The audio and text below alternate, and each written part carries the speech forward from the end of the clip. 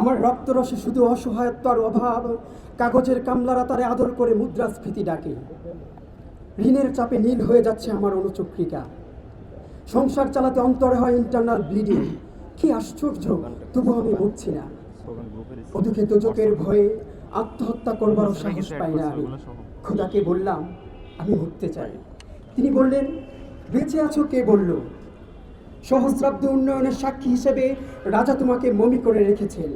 বাজারে দীর্ঘশ্বাস ফেললে নাকি রাজ্যের ভীষণ বদনাম হয়। রাজারও মন খারাপ হয় খুব। কোতোয়ালরা ফরমান জারি করেছে আমাকে সারাক্ষণই হাসতে হবে, নইলে দেশি কুকুর ও বিদেশি মাগুরকে একবেলা ভালো মন্দ খাওয়ানো হবে আমার মাংস দিয়ে।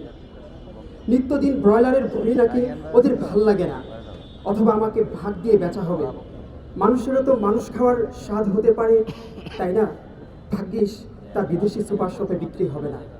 দেশি মানুষেরও তো হক বেশি আমাকে খাওয়ার।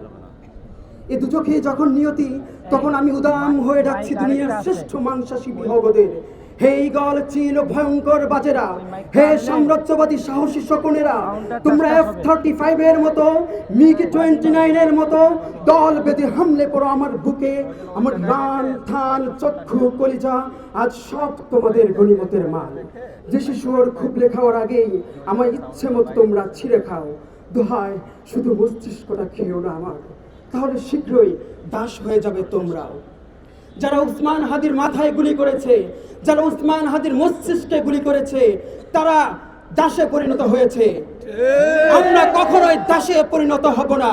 আমরা আজাদির জাতি, আজাদি থাকবো ইনশাআল্লাহ।